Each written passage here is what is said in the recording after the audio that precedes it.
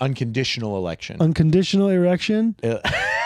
Since I've turned that, after like 27, crying's my new. I do it. Whenever I do it, I feel a lot better, and I got to change the sheets. Come on. Dude, I walk as I'm opening it, it's pitch black. I'm like, this is a perfect surprise party setup. Perfect surprise party setup. Right. So I open it, I turn on the lights. Yes. And then I need a different shirt. It's okay. All right. I'm going to be down here. Oh. The balls are back in town. The balls are back in town. Are your balls showing? No, I tried to. I think that's why I said that, is so I would be kind of aware. Oh. So as to not. It was a reminder. Yeah, it was a reminder to me. That's mostly how I remind myself of how not to do stuff. Hey, welcome to another episode of Call Him Father. Did you miss us? I bet you didn't. We did. But you didn't think about us one time. But we thought about you. I bet maybe they did, and they just went back and watched older videos. No, that's sweet. That's very sweet. But not for that. Hey, I really liked when they talked about that. Shut up! Yeah. Shut up! Yeah. I don't care what they talked about. Back to the thing. Back to the jerking thing. Yeah. But, Hey, it's a new year, you guys. Come on. Yeah. New year. New you. Still gay. Same socks. Sorry. Same socks. I just try to do something different about it. I don't know. Eventually, there's gonna be big moves in the sock department. Not to tease you guys too much, but there's gonna be some sock moves coming in sometime this year. If we make it past this episode, it's the 40th, by the way. CHF 40th episode. Wow, good for us, man. Yeah, we made it to 40. It only took us over a year. Yeah. Well, when you're combing through this text as scrupulously, absolutely, and studiously, we are analyzing as we deeply. Are, then it takes a while, which is why we couldn't even finish the Old Testament. Well, yeah. What are we going to go back? Like, you want to do a Matthew and then a Jebediah or whatever the next one is? We get, and the next one is Deuteronomy, which is a lot of law. But also, if we keep doing the Gospels, we'll get new stories, but there will be a lot of repeat too. Yeah, they do throwbacks. Yeah, they do throwback stories, but there are some stories that are only in certain Gospels, or maybe it's the only story in all 4 Gospels or something like that. So, it's still very interesting to analyze and cross-analyze and stuff like that. Yeah. I mean, how have you been enjoying the new? You like the new? I like the new. So my favorite when we started was Genesis and parts of Exodus, because they were fun stories. They were fun stories, and they were like mystical. Like, a lot of the shit was like, whoa, this is like a myth. And while this feels a little bit more contemporary, it's still like mystical shit. Like, he's healing, and so yeah. And I like the sermon. I like the Sermon on the Mount, which we'll get into a little bit more in depth today. So buckle up and grip that tip, fellas. The Divine Conspiracy is another book that's about, a lot of it is about the Sermon on the Mount and kind of reshaping how we as contemporary American Christians look at it. From looking at it as a whole bunch of rules to looking at it as a way of living life that benefits us and others and loves God the best.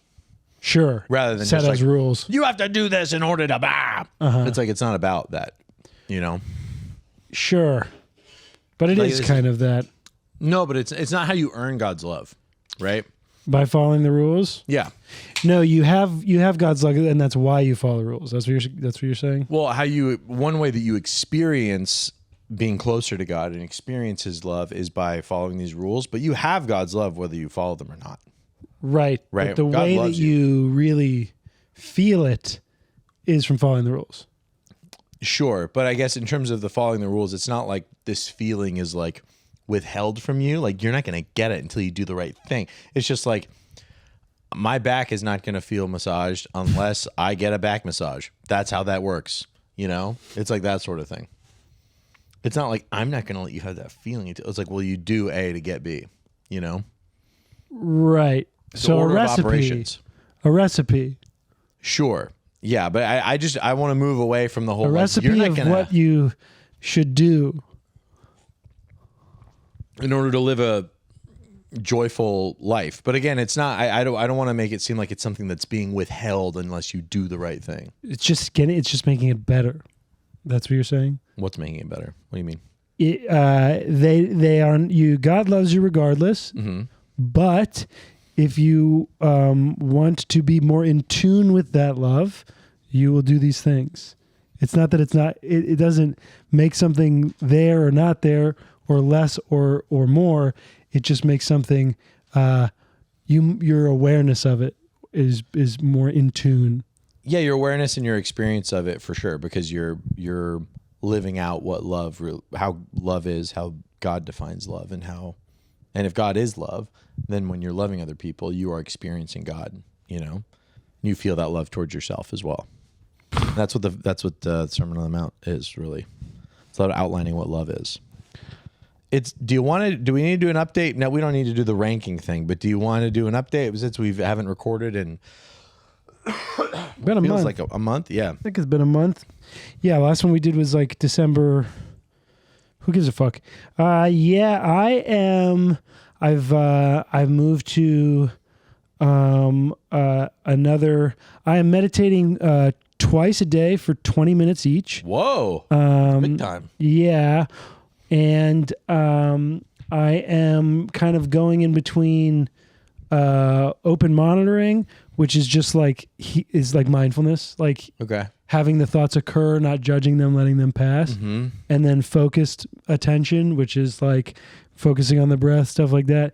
It's a little easier for me to do the former, obviously, and still praying every day, and Is that a part of the meditation, or is that a separate thing? that's before. Okay. So I just do some prayers or try to think about others, like specific people, Mm-hmm. and then I do the meditation.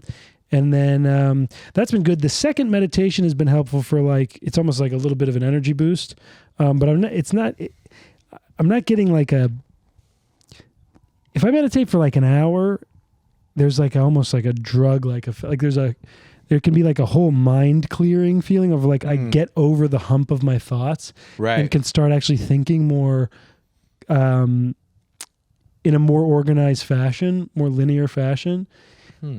Or I just full out just hear kind of a hum and Sure. and Yeah, I a get silence that. that's really nice, but it takes a while, which I used to get it at 20, and now I'm not getting it as much. It's like the dosages. I'm like, Right. Yeah. You're building I resistance know. towards meditation. But I will say I do feel generally calmer. In terms of God, the part of AA is giving it over.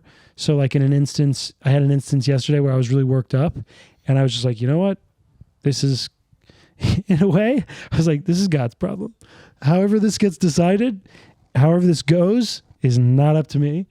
So Yeah, totally. And that was nice. So trying to implement it throughout my life a little bit more so it's an action, is good. But in terms of the Christianity stuff, I really, it's we'll get into it more, but it's either really cool way of thinking, or and this is kind of influenced by I'm understanding the context of this thing's a little bit better, but super advantageous to the Romans that all of a sudden a guy comes along and is like, don't hate your enemy, love your enemy. But that's a more skeptical thing. But I think in general, I think this stuff feels more, it feels better to me than some of the stuff in the Old Testament. Sure. Better in the terms of it just sounds more of what we're used to. It just sounds like a better idea. Oh, interesting. It sounds Okay. like a better idea, and from a very emotional standpoint, to really try to be nice to people and give them the benefit of the doubt and not be a hypocrite. Sure. All that stuff sounds very good. Yeah, and that's kind of funny too. How you're it's very convenient for the Romans that this guy comes around and says all of this, because I think that would be an argument for its veracity, actually, in the sense that yeah, everyone would hate that.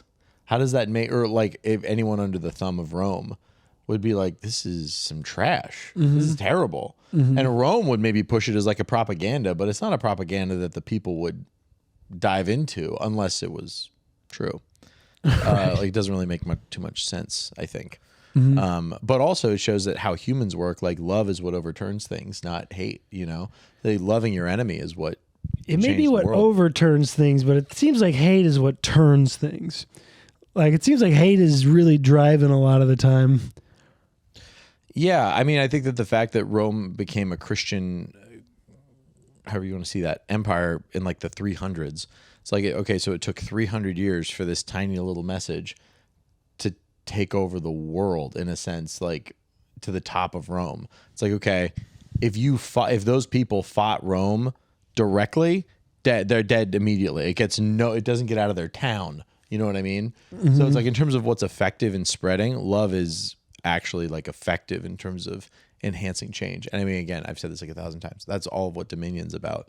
The book Dominion by Tom Holland is about like how that idea, that crazy idea of like, don't hate your enemy, which does seem like it benefits Rome, how that actually worked really well, And that's what we're getting into today, with the more Sermon on the Mount stuff. How about you? Any updates?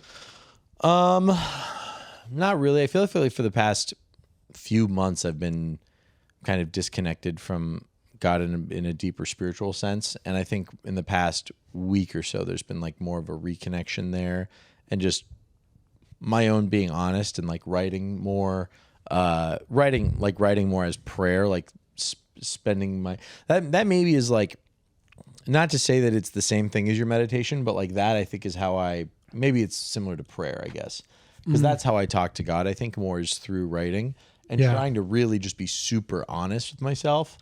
You like write a letter and you send it to. I send it to heaven. I send it to heaven. I say to Jesus. Right. I put it in the And sometimes I'll watch and see the guy pull it out. I'll be like, what the? And then he just trashes it. Puts it in his thing. Yeah, he goes, okay, all right. But that's like a good way to pray for me, is by writing it out. And it's hard because there's been so much not change for me that then I try to change things on my own, or try to change my own feelings or whatever. Yeah. And that's because I'm just sick of being where I'm at. I've been here for such a long time. I'm like, could we please have a thing, It's funny because on the way here, we were like talking about, you're like, I don't try anything new and I'm relatively happy.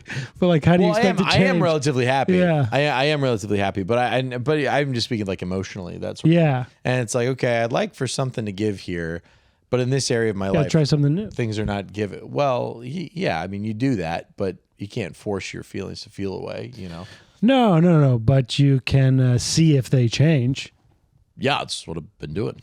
What's the new thing? The writing? No, okay, we're not talking about the same thing. I'm being coy and talking about my past relationship. I'm talking about how I feel about that and how nothing's really changed there. But in terms of like about my how you relationship, feel. Yeah, it's hard to talk about that to God. It's hard to pray about it because it's like, all right, it's all the same. So then I try and take it into my own hands and try to change it forcibly, and things don't really go out that well. That's what I'm saying is you got to switch up how you pray. You got to start doing it like upside down. Maybe while you drive. Right backwards, right left-handed. Yeah, exactly. Right, for sure. Maybe do a code.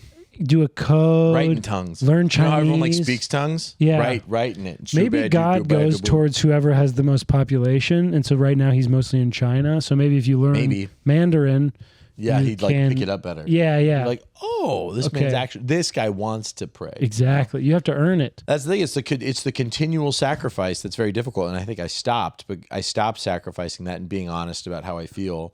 Sacrificing what? Honest. Sacrifice, being like, hey, I'm this way. I feel this way. I don't like talking about it all the time. I don't want to be praying about it and being like, okay, God, everything's the same. That gets tiring.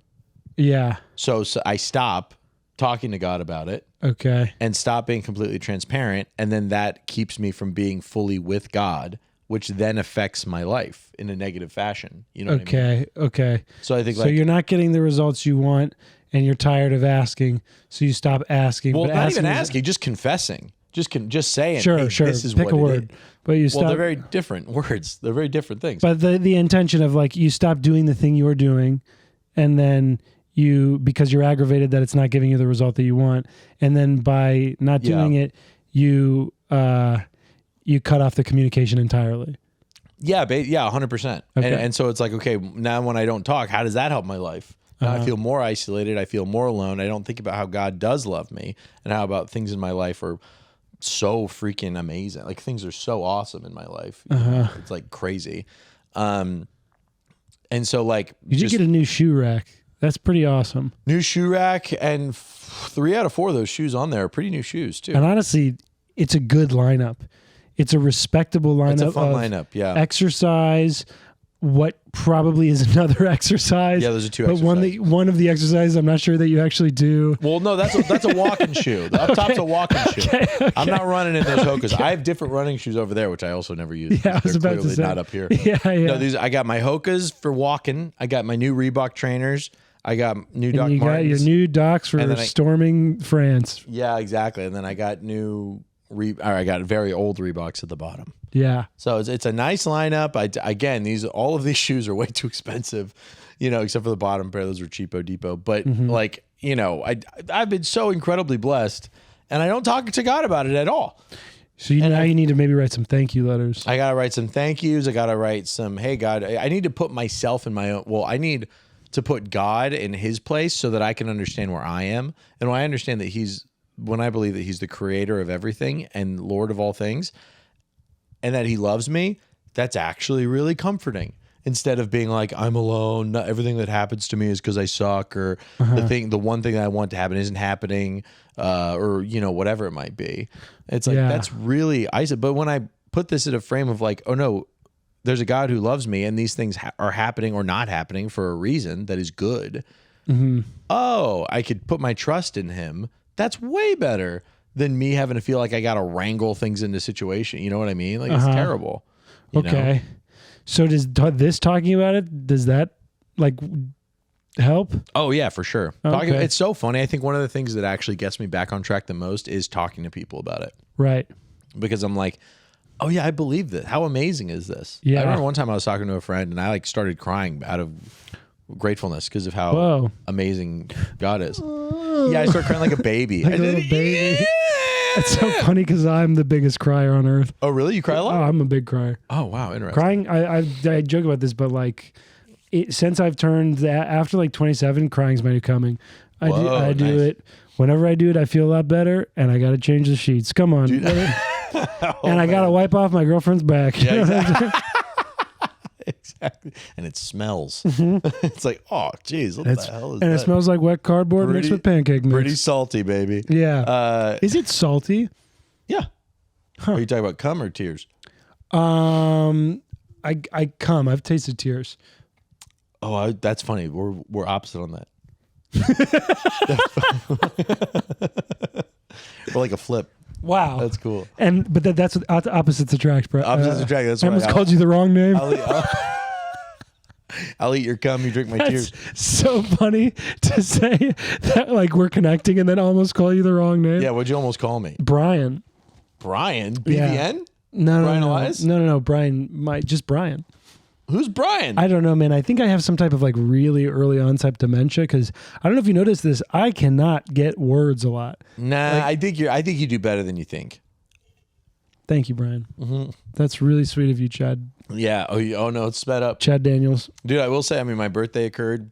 Hey. And it was, I really appreciate that. Thank you, man. He got me a cool audio book for wine tasting read by on CD, on which CD, you can't listen to. Read by David Hyde Pierce. Napa Uncorked and Sonoma Uncorked. I have a picture of David Hyde Pierce and it's signed, and I think we've talked about that. But that's so funny. And dude, it is the last one. The kickoff of my David Hyde Pierce corner, which I will be. I mean, I have 2 things. That's enough. Tend that garden. No. No. I'm saying that's enough to start a garden. Oh, right. You know what yeah. I mean? Yeah. Totally. Yeah, you just need 2 pieces for it really to become a collection. Absolutely. And so I'm definitely going to be doing that. But on my birthday, it was really funny because like 80% of my friends just forgot. Oh. And so, it was also funny. I get back home after like Christmas or whatever. And I tell my mom, I'm like, yeah, I'm going to go to Denver for Jake's 30th birthday. And my mom goes, 30, just a year ahead of you. And then I was like, Jesus. I was Christ. like, no, just a few weeks behind me. Oh my. And then she was like, what? You're not 30. I'm like, No, yeah, I'm 30. And you're like, you're I turned 74. 30. Yeah, I turned, which also, and then you're like, you're 70. Well, yeah, you're 74. I guess that's what. Yeah, Right, That's what. yeah. That's why this happens. And she was like, "What? That's a big deal." I'm like, "Yeah." Oh, I'm sorry, man. Yeah, kind of is. It was so funny. She had no idea. I told my therapist about it, and my therapist was like, "This is why you're in therapy. Right. Your mom doesn't know your birthday." Well, happy birthday. I'm sorry I wasn't here. Oh, it's okay. But if I was, I would have found something better to do. It was Yeah. listen, that wouldn't have been hard. It was a good hang. It was a good hang, but it was so funny because I get to Frank's place and because we're gonna invite people over. Most people, because it's so near Christmas, are out of town or they're doing spots because it was on a Saturday, right? Sure. So we're walking. He gives me the code to his apartment because he texts me like, "Oh, I wish I could be there. I'm gonna be at work." So I'm like, all right. So I type in the code. I walk up to his apartment. The door's unlocked. I walk as I'm opening it. It's pitch black. I'm like, this is a perfect surprise party setup. Perfect surprise party setup. Right. So I open it. I turn on the lights. Just nobody's there. It just it was so funny. That is brutal. I opened it. I was like, yeah, just me. All right. Oh my God. He was actually at work. Yeah, he was at work. It was actually unlocked. Yeah, I saw him at work. It was unlocked. It was literally the perfect surprise party setup. They would have gotten me so good. And then That had to hurt. and then I lay on his couch for 45 minutes. I was on my phone like this. Oh my God. And then Tim Elliott, you know Tim Elliott? I think that's his name. He's a comic. The black guy, big black guy? No, white dude. He works with Frank.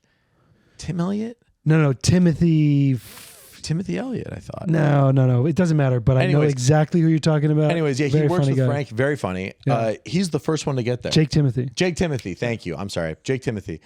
He comes over. Not really my buddy. Cool guy. Yeah. But like, he's the first one there. Yeah. So he's like, cool. He gives me $1, which was nice. I That's appreciated funny. that. That's a good present. And then there were 6 people there.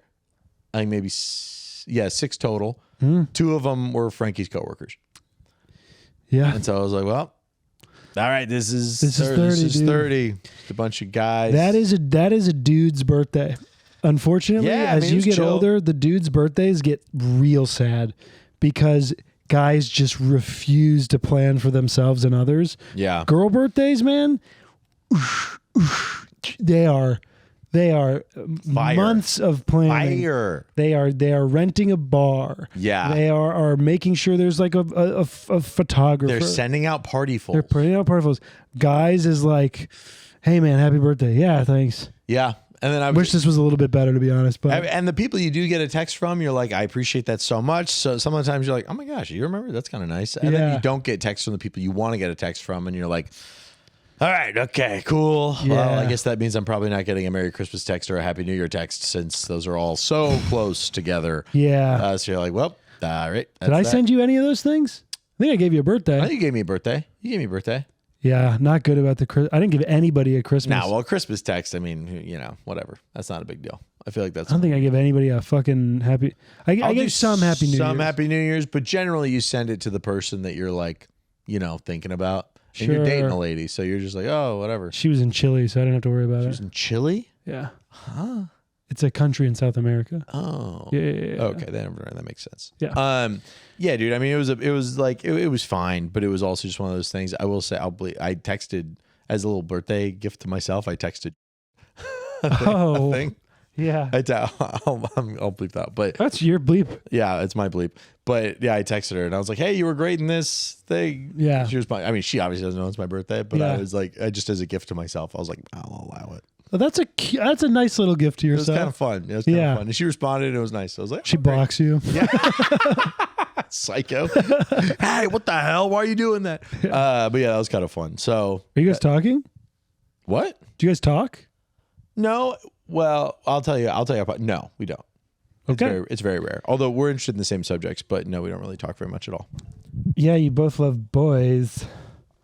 That's us, just us girls talking about Two girls boys all talking the about time. boys. Well, we got a boy that we should talk about. A man. We got a man who, by the way, is 30-ish around here. He's our age. Yeah. Dear Lord. Is that like, because like a lot of people, they're like, oh, fucking, what's his name? He's playing in the NFL. That guy's fucking 23. Do Christians, as they start getting towards Jesus number, are they starting to feel like, God, what have I done with my life? I'm not even the son of God. No, I mean, the second you think you start thinking that at 26 when you're single. Oh, okay. You're like, oh no. Right. And at this age, Jesus unmarried. I'm thinking about, yeah, that's true. Trust me. We hang our hat on that. Yeah. And I'm thinking about kids a lot Probably more. Probably a 33-year-old virgin. How old are you? You're 20. I am 20. I'm 26. No, shut up. Shut the hell up. I'm going to start doing old lady stuff. The fact that I was this close with you and you're 26 is embarrassing to me. I'm like, what? Dude, my roommate's 27. Wow. I'm 29. You're 29? Just turned 29. Are you thinking about kids? Yeah. Just not like with your partner, just generally. Are you thinking about having kids? Yeah, in bikinis, in covered in chocolate. Ooh. I don't feel good about this, Riv. It sounded funny to me in my head. Right, but now I feel really gross. A little funny. But yeah, I've always, well, not always, but I've wanted to have kids. It's always been a thing that I knew I would do. Sure. But now I'm like actually like, oh, this is a serious, especially with my nieces. I'm like, yeah, okay. I'm like starting to like genuinely have thoughts that are like more serious. Like, well, I'm not going to raise them in New York. I'm going to get all my sister's shit, like all the old stuff that my nieces have. I'm going to get all that shit. Yeah. Which I think is that's pretty practical, which makes me, you know. Yeah, that's interesting. I haven't thought about it in the practical sense really at all, but I've thought about it as I want a kid so bad. Yeah, it's the coolest thing ever. But I also don't want looks so awful at the same time. I don't want a kid. Yeah. I want a specific kid. Right. Which is also hurtful because it's like, I'm not going to. You want Macaulay Culkin in Home Alone 2? Yes. Well, 2? Boston, New York. I haven't seen 2. Oh, okay. Can't speak to it. Sorry. But like some people just get married to have kids. Right. Could never do that. Could never do it. You want love. Yeah, but I want kids too. I want kids so badly, but only with someone I'm completely in love with.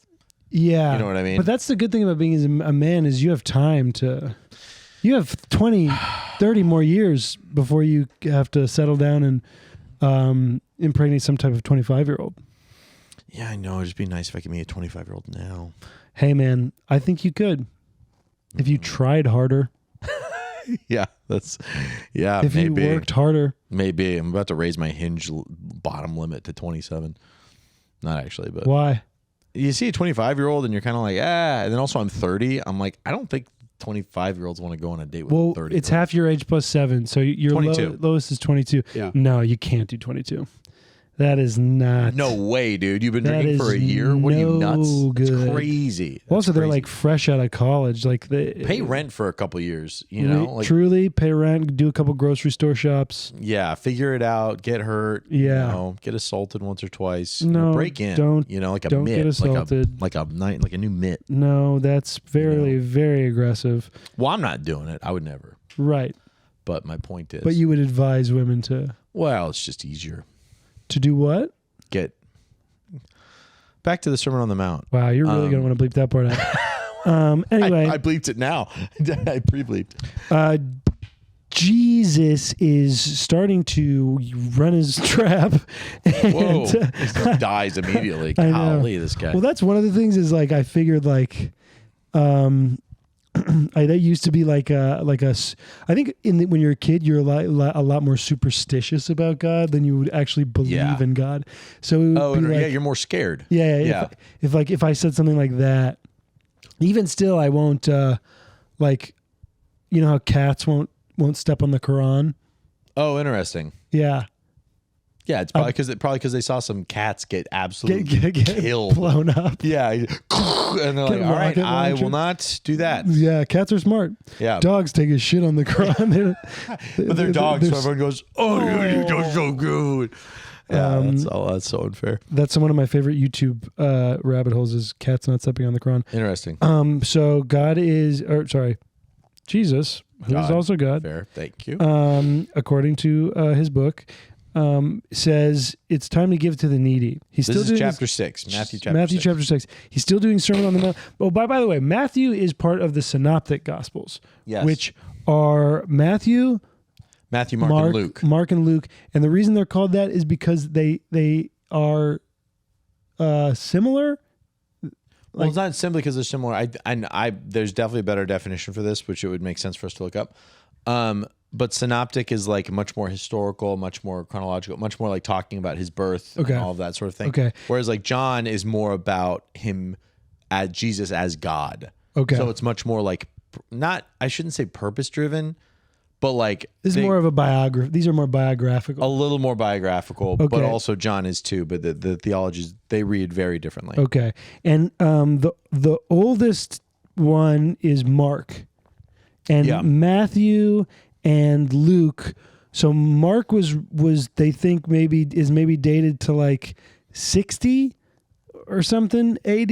Yeah, something around there. And maybe so a bit earlier. He might have actually known, or it might have been written like, or the guy who wrote it might have known Jesus, like actually had face-to-face interaction with him. And Matthew and Mark were written in like... Wait, so Matthew and Luke? Matthew and Luke are written in like 80 and then maybe 100. Obviously, it's very rough things. So these are people who are kind of transcribing verbal. Yeah, they stuff. either knew Jesus or knew someone who knew Jesus. Right. And so friend Luke, of a friend. Yeah, and Luke is very upfront at the beginning of his book where he's like, hey, I'm a guy. I interviewed a ton of folks, and this is what I got. Yeah, Luke was like the Nardwar. Nardwar? You don't know who Nardwar is? God, you got to get into more cool cultural stuff. All right. Anyway, so we're doing giving to the needy, which is a nice thing to do. Good idea. It's also where you get the Lord's Prayer, and the Lord's Prayer in the ESV is a little bit different. Than, but one thing about giving the needy, a big part of it is don't be a dick about it. Like you can be a dick about giving to the needy in the sense that you're doing it just to show off. You're just showing how pious you are by giving to the needy. That's not your reward. Your reward is that you gave to the needy. Your reward is that you did the right thing. Your reward is that God, Jesus, I love you. So, and that's in verses 1 through. That's 1 through 4. Yeah, and 1 through 4. But when you give to the needy, do not let your left hand know what your right hand is doing, because you're probably jacking off because you love the needy so much, so that your giving may be in secret, and your Father who sees in secret will reward you. So this is him like kind of talking to the Pharisees. A lot of this is like pointing at the Pharisees and being like, the rich which men. the Pharisees are like hierarchy, like top of the food chain, bourgeoisie of the time. Of like the priests, right? They're the ultimate rule followers, right? They follow the rules, and in Judaism back then, following the rules is what makes you a good person. Yeah. So they're like, I'm the best. And if you give to the needy, the more you get. Oh, that person's even better. It's like a weird sort of. I wish we could bring that back. To be honest with you, well, that's indulgences. Well, not giving to the needy. That was giving to the church. But the idea of like buying righteousness. You know, they're buying it through giving to the needy, and you go, I'm such a good person. I mean, what I see through all of that is just the idea of authenticity. Why are you doing this? Like, live out this sounds like dumb corporate language, but like live out your why. You know what I mean? Like, why are you doing it? Be honest about that. Sure. Don't just give and be like, it's because I care for the poor. No, you don't. You know what I mean? Like, you're doing it to get a tax break, or you're doing it to get whatever. You know what I mean? Mm-hmm. It's like, what is the true reason behind this? Live authentically and honestly. Don't lie to yourself. Don't lie to others. That's so much of what I see. And the thing is, like, other people can know that you give and it's not you lying. I have a friend who gave a church in a small town was going to shut down, right? I have a friend who they need to raise like $200,000 or something like that. I have a friend who was my age, and he gave the church $160,000 that he had personally. Whoa, socialism. And he gave it to them. And it's like, they anonymously, nobody knows. I think he told me and one other person maybe. Yeah. That he did that. Still not enough, by the way. They shut down, but they took the money. Well, I think they shut down later for problem reasons. But problem reasons. But actually, I don't know. I think it could still be active. I don't know. I haven't checked in a while. But anyways, Uncle Touchy problem reasons. Father Touchy. Grampy Touchy reasons maybe. No touchy, but just weirdy. Vibes. You don't get shut down for weirdy. No, well, that's why I don't think the church is shut down. I think it's just you don't get shut down for touchy if it's a Catholic church. It's changed. It's not a Catholic church, but do you guys have that as bad in Protestant? No, because your priest can fuck. Well, here's the problem. Well, that is true. Our pastors can get married, so that's really helpful to that. And fuck. It for sure is there. I think more of what happens in the Protestant church is youth pastors with girls in the youth group. That's more what happens. It's not a so much- straighter church, which you can tell by the dress. Yeah, totally. But also the Protestant church doesn't get it as much flack because we split into so many denominations, right? Yeah, you This don't happened in have a like the Baptist big church. hierarchy of the Exactly. This happened in a Presbyterian church, whereas the Sure. Catholic church, Catholic is Catholic is Catholic. Yeah. They all get thrown into the Catholic category. Right. Whereas like Protestants don't work that way as much, so it doesn't get around as much. Okay. But point being, giving in secret, you could trust the giving. You're not giving to earn something. You're giving because you care and love about the people you're giving to. Yes, which is also the same logic applies to prayer. You don't need to be fucking going outside, Lord, I pray to you. praying really loudly, which is you're showing off, and you're not doing it because you love God. You're doing it because you want people to know how pious. That was the And currency back righteous then. you are. That and money, and so Jesus says, "Don't do that." Jesus doesn't like showy people. He's not. He doesn't like. He doesn't like. He doesn't like people who are trying, posers. Yes, posers. Yeah, he doesn't like people who are saying they're one way but are another. Yeah. You know? So people who are praying and acting like they're talking to God, but the entire time they're looking around being like, these people freaking love me because I'm Yeah. awesome. Don't like that. And so he says, this is how you should pray. And then he gives us the Our Father, which, Our Father in heaven, hallowed be thy name. Your kingdom come. Your will be done on earth as it is in heaven.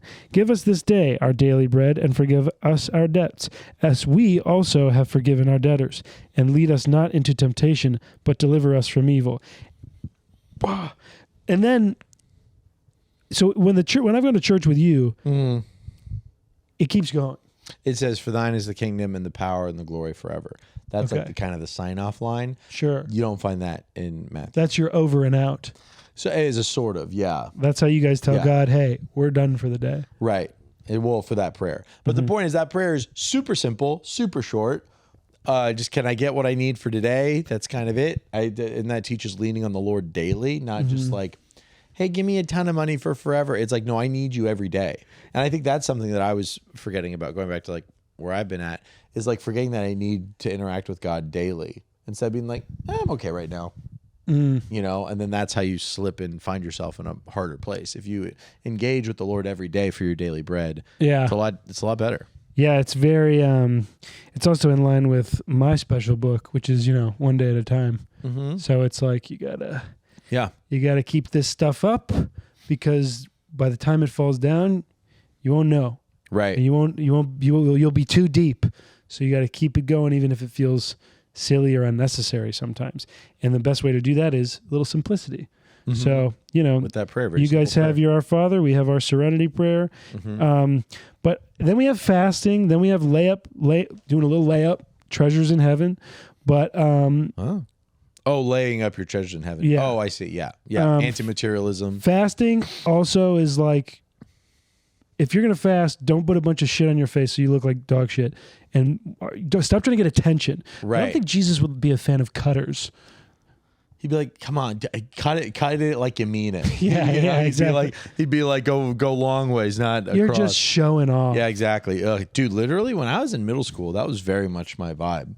Towards like not cutters necessarily, but like towards a lot of people who are emo or sad all the time. I'd be like, "Shut up, you want attention." They're in so much pain. Yeah, and I'd be like, "Just you want attention? Then ask for it. Sure. Stop, or just like be, Yeah, But do this, the like, hardest thing for this someone your idea age of to being do. like, well, when I was in middle school, I gave that 0 time a day. I was like, absolutely not. Really? You weren't empathetic in middle school?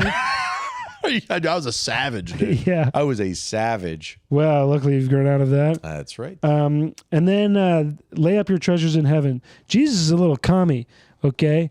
Because you know what he says? No one can serve two masters, for either he will hate the one and love the other, or he will be devoted to the one and despise the other. You cannot serve God and money. Now, this was interesting to me because also a thing that I've been learning a little bit about recently is Calvinism, which a lot of Calvinism is like the situation with material gain and God is intertwined. And so I was wondering if it looks like you think that is an incorrect interpretation, but how do they reconcile with you cannot serve God and money? First off, I would say that is not one of the tenets of Calvinism. Sure. The tenets of Calvinism is generally 5 points with the acronym TULIP, which I won't get into, but Yeah, why would you? It's just a Bible podcast. yeah, well, it stands for total depravity, unconditional election, limited atonement, irresistible grace, and perseverance of the saints. Ooh, some of those are kind of harsh sounding. Which ones? Total depravity. Oh yeah, total depravity. I think that is genuinely one of the most helpful ones that I believe in. Unlimited, Unconditional election. unconditional erection. Man, I'm erect no matter what. Ooh. Come on, man. Honestly, Man, I am erect. a God that loves me. Unconditional election, limited atonement, which means not everyone will be saved. Irresistible grace, which is the fact that when God has shown you this grace, some people hear You just can't stop it. it's not in the sense that like you've been captured and you have no choice, but it's like if I Right. showed you this, it's so beautiful, it's irresistible. And then perseverance of the saints, meaning if you're a Christian, you are always a Christian. Sure. Like you cannot lose God's love. God's love is more powerful than your own feeling of it or your, earning it, basically. Okay. So that's generally the tenets of Calvinism. This idea of, it sounds maybe more like Puritanism. Well, the Calvinists that went to like Sweden.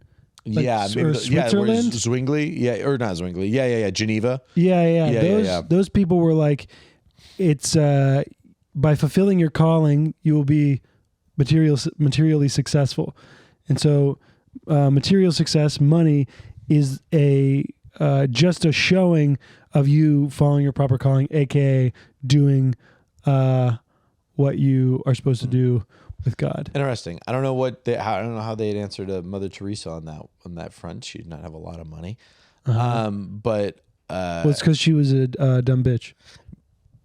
I've heard that. Yeah. I've heard that you're real dumb. Yeah. But I think like What was she? She was a nun. No. But whenever I look at her, she looks like the tree from Pocahontas. Yeah, she's so totally. old that I don't know where she came from. Yeah, she got famous real late. Is she? Which is good for you. Yeah, I think that's good. when you're supposed to. You're supposed to be grounded. Most comics. Yeah. But I wonder if she would have gotten shitty after like 5 years of being Mother Teresa.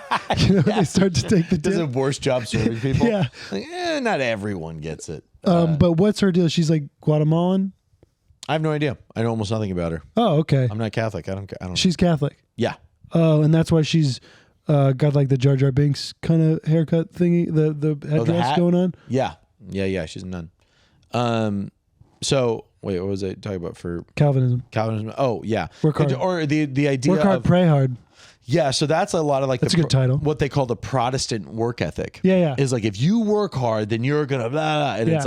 it's like yeah, that's not how the Lord defines success at all in Scripture. The idea that you have money, I mean, that's very prosperity gospel, like Joel Osteen. That guy's awesome. He's so Yeah. clearly the devil. He's so clearly it's the pretty devil easy. that it's just awesome. But I have friends, man. I have friends whose parents like love him, and they do think that like because they're rich, the Lord loves them more.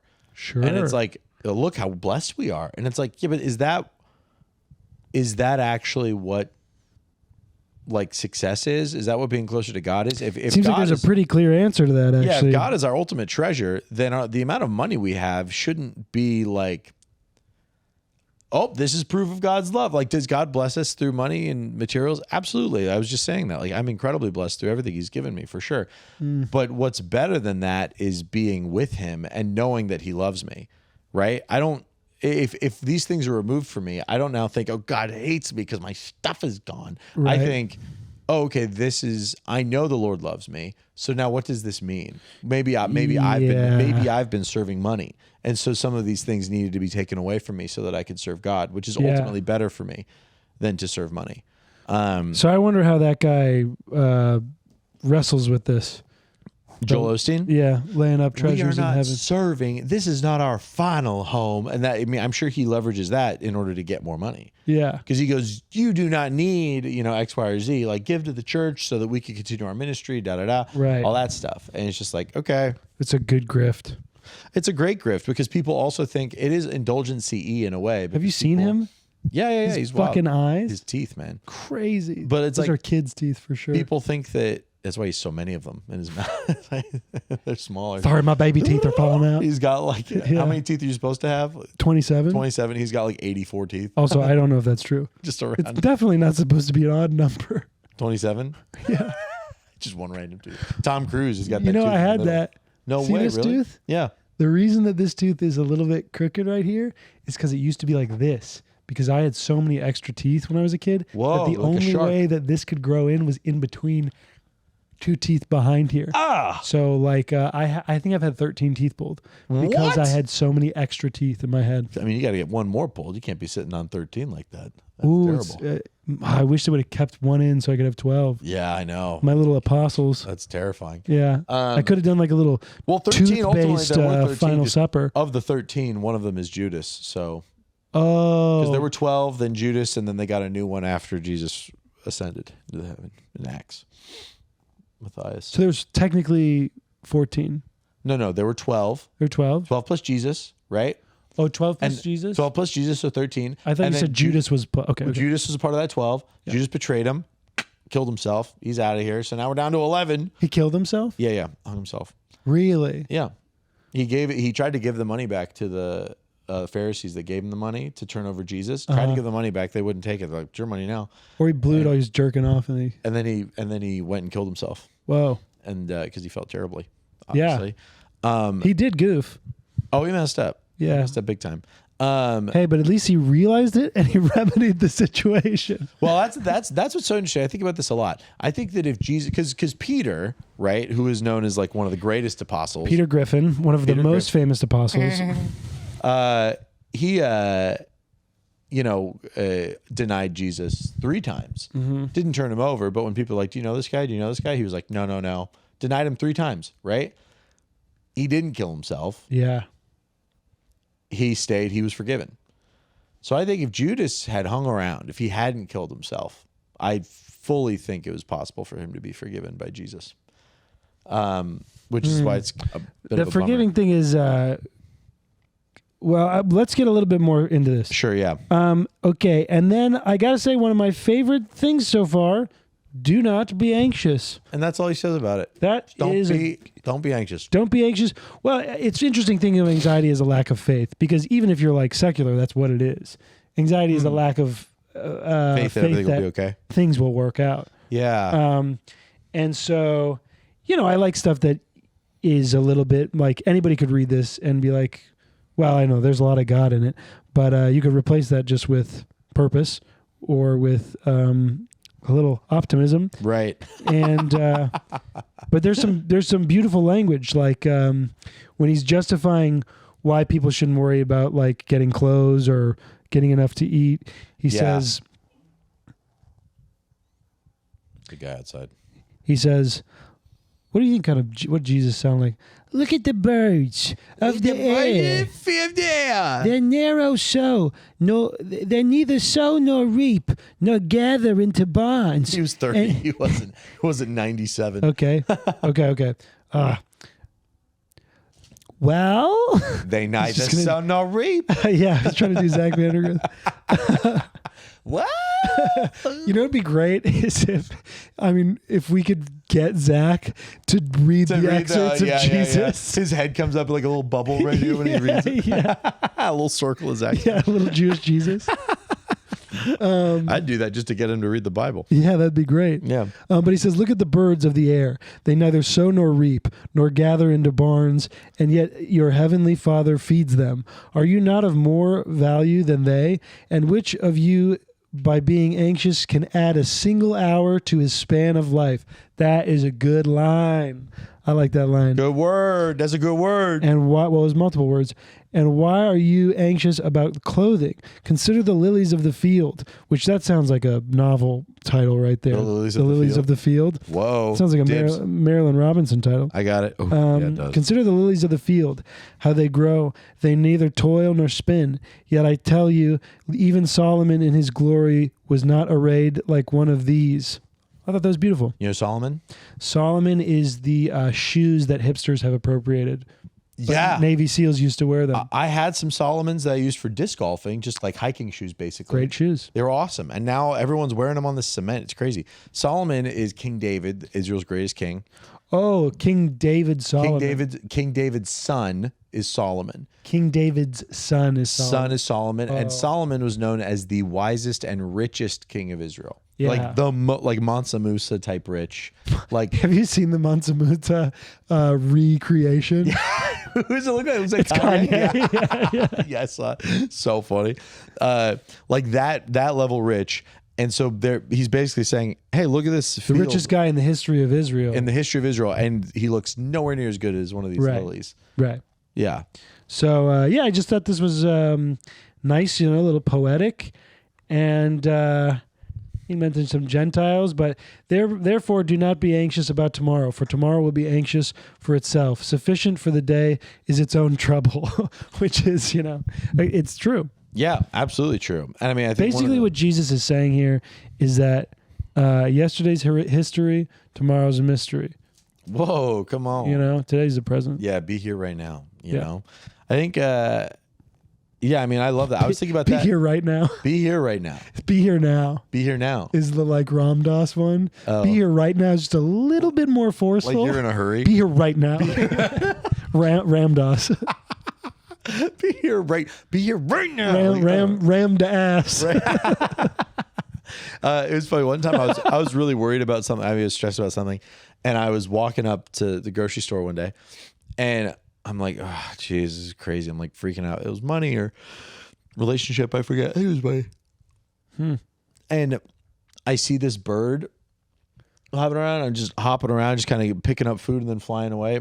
Yeah. I was like, oh man, it'd be nice to be a bird. Sure. You don't have to do anything. And then the second I said that, this scripture popped into my head. Oh yeah. Where I was like, look, consider the birds of the heavens. Yeah. It's like, oh, I'd like to be a bird because of how they're taken care of and how simple their life is. How much more does God love me than them? Sure. Oh, that puts everything. Also, you're on your way back from the grocery store.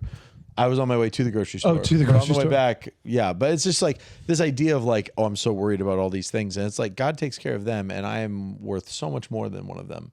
Yeah. So, I mean, that's like an amazing comfort to know that. But both things do get hit by trains occasionally. Yeah. Did you know that 2 billion birds a year die from running into buildings? Billion? 2 billion. First, thank you for reacting this way. Thank you. 2 billion birds die from running into glass. Dude, at least 1 million of those birds die hitting my mom's back bay windows, dude. I was sitting in that house and like every 2 hours, just, Yeah.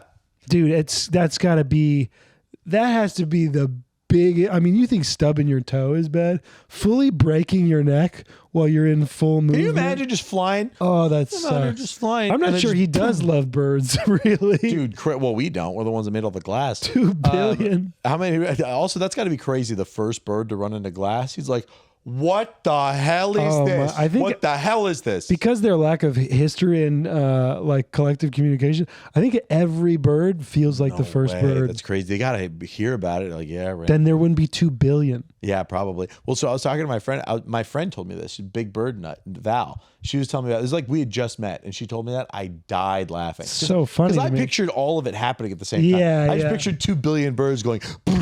It's also just such a preposterous number Yeah. associated with death And in such a shocking way. Yeah. And she got like mad at me. She was like, that's not funny. And she was because she's such a bird lover. And I was like, nah, that's hilarious. Sorry.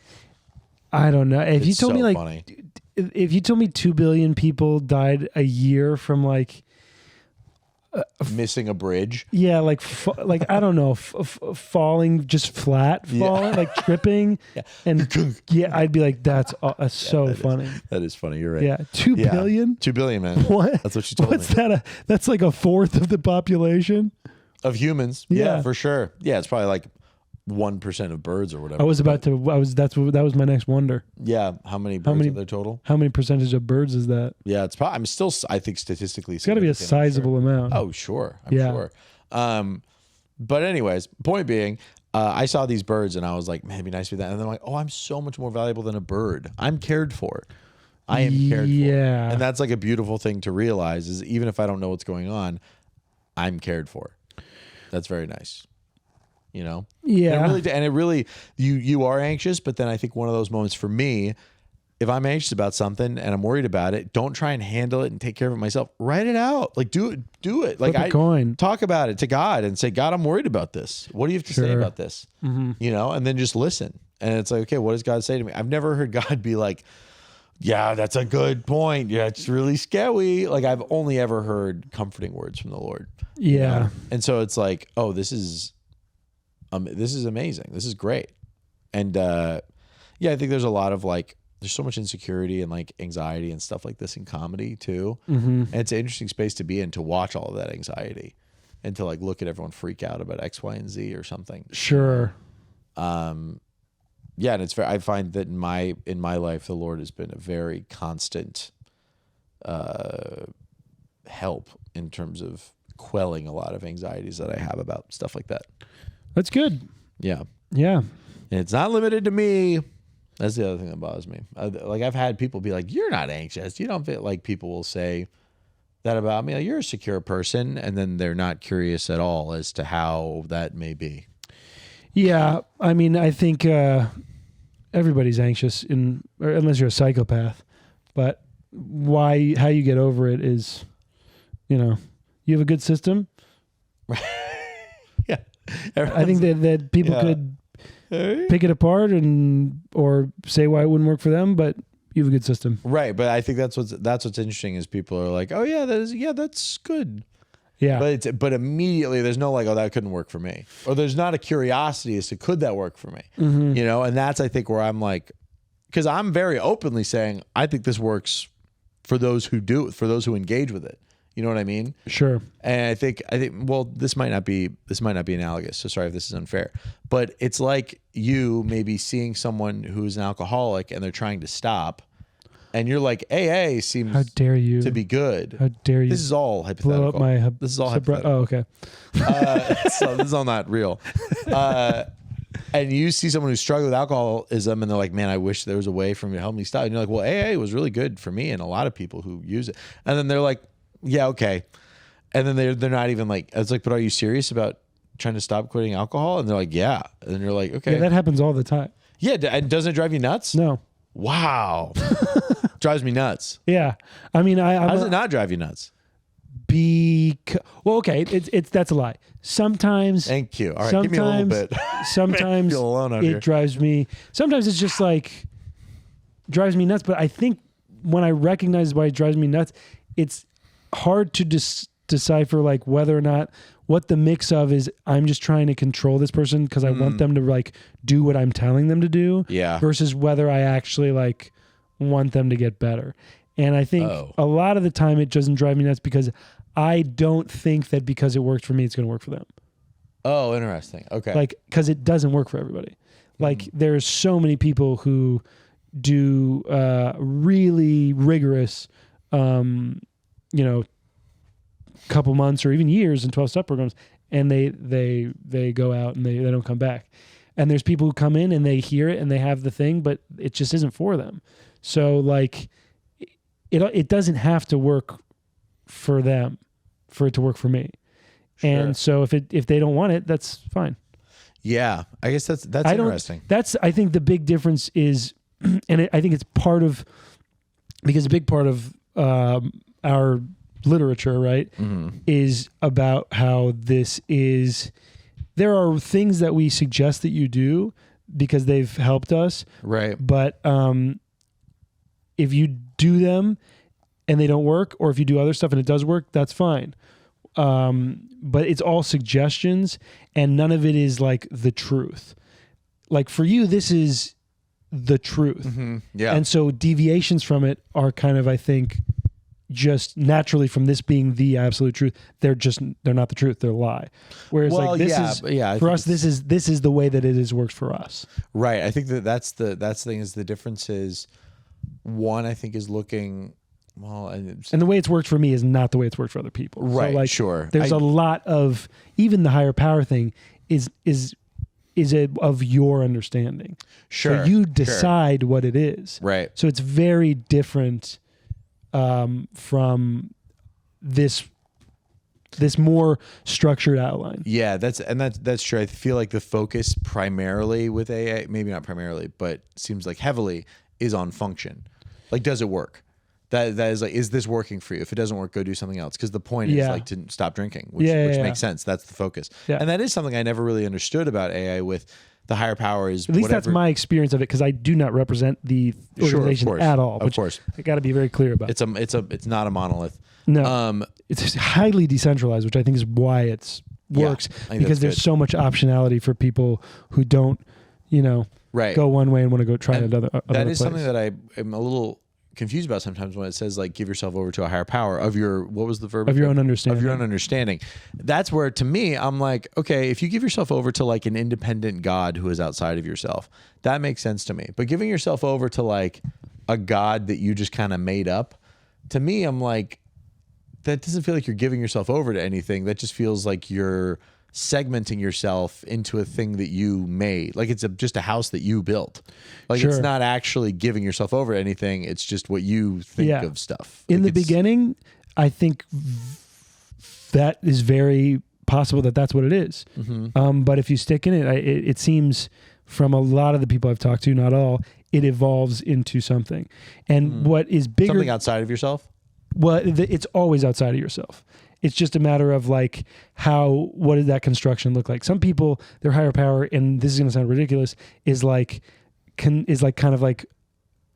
Batman, right? Like they think of a god outside of them who acts like Batman. And so they refer to them as Batman. Okay. This is an extreme example. Sure, yeah. But it sounds crazy. But the point is that I'm choosing to believe in a force outside of me that is capable of things.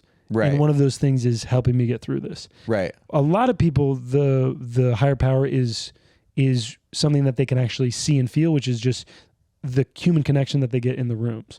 Because that is not, even though that's human, that's bigger than them.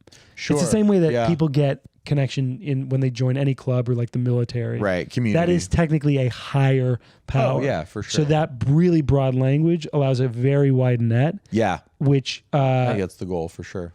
I think it helps a lot of people, but it also doesn't work for a lot of people. Yeah, that's interesting. And for sure, like this is more like, yes, obviously Christianity, although Christianity itself is very broad in a lot of different ways. Orthodox Christianity was pretty, the Nicene or Apostles' Creed or whatever is like pretty well defined. Yeah, this is much more like not even so much. The question isn't so much does it work? The question is what's true. And when you do engage in a Christian life, and not just a Christian life of like, I go to church, I did this, but like living as Christ did, or like living as Christ has called us to live, loving other people, there is a function to it. Like I think it's very hard to find someone who's living as Christ did, not just like the Pharisees, where they're like, I look at all the good stuff I'm doing, but genuinely from their heart, if you're living as Christ did out of love for him and love for others, I don't know of anyone who's like been like, yeah, this, I hate my life. This is terrible. Like, I think there's so much joy found there that comes along with it. So in terms of the function aspect. Yeah. But also, I mean, there's so many people that are like, I saw a post the other day on Instagram that was like, this guy's like, I prayed for 40 years and God didn't answer any of my prayers. I'm done with it. You know what I mean? Sure. And it's like, whoa, this is your whole perspective on God. I mean, I need to learn more. But it was a very interesting, like sort of, oh, okay, interesting. This is. But that does make sense. Like depending on how it's framed to him, like if you ask, you shall receive. Right. Sure. Yeah. If you take that on a very literal level. Sure. And your interpretation of something is a lot of times handed to you. You know? Well, that's so like totally, whoever. Totally. So if that's what he's told, sticking into it for 40 years is pretty fucking good. He's like at year 38. Dude, he's like, if I'm 2 more years. If I'm doing comedy for 40 years and I'm still doing the mics we did tonight, Yeah, no, 10 It's years. over. Yeah, I know. I mean, that's, and I totally agree. And that's why I think there will be more judgment on teachers, which is scriptural, like those who teach scripture, and shepherds of the flock. Sure. They're held to a higher standard, because those are the people that teach people bad theology like that. And also, it's why it's so important to make your faith your own. Like when your pastor says X, Y, or Z and you're not totally sure about it, don't just buy it and be like, okay. Like you're not in a cult. This isn't a cult. This is a free thinking, like, make it your own, like, believe it yourself. Yeah. Like if my whole, if my parents left the faith, if my pastor they grew up with left the faith, I'd be like, whoa, that's wild. I don't know exactly how it would affect me, but I wouldn't not believe in God anymore. Yeah. You know? Yeah. But also you can understand why someone would. Oh, understand it for sure. But to me, and this goes back to the perseverance of the saints thing, actually, that I said earlier, it's like, if you're a Christian, you're always like, you're in, like, you've experienced the Lord, and that's undeniable, And so there is a sense of like, you were secure in that. And if you walk away, then it's like, well, what were you worshiping? Were you worshiping a God that does it, like a genie God that does everything you want? Like, did you truly give your life to the Lord? I will worship that. Or were you just doing it to get what you want? Even if it was like kind of like a Magic 8 Ball style God, where it was not like right now. Huh. Try again later. And at least I saw what I was gonna get. I take that. Yeah, and that's That'd crazy be because sick. right, because that's within the confines of what we understand and what might be possible. You feel safe there. Yeah. But God is so much bigger and greater, and I think a lot of people look at the potential problems with that and not the potential upsides of like, how much greater can your life be with God? And also this idea of like, this Magic 8 Ball has no feelings about you. God, as we just read about the sparrows and the flowers, he loves you. He wants good for you. Sure. Give your life to Christ and he will improve your life. Maybe you won't have more money. Maybe you won't crush in comedy. Maybe you'll be single. These are feeling. What? Are these about anybody in particular? No, it does not.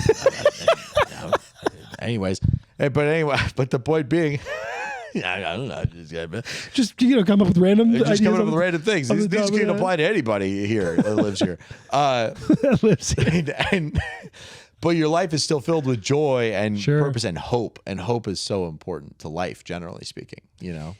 Yeah, I guess that's the thing is like, and this is, to be honest, what about AA is a little bit makes this more rigid framework harder to get into, is that I see so many versions of it being really effective for people. Sure. Yeah. And it's very personal, which I think it allows for me to respect what they're doing, but not needing to understand it myself, which makes me feel like I'm going to get the reciprocal of that, where they don't need to understand fully how I feel about God, whatever that is to me, but they will respect my relationship. Yeah. And I think I a place think- of respect is crucial. I think that you can totally still get there with this, but there's so much experience of that not being the case that people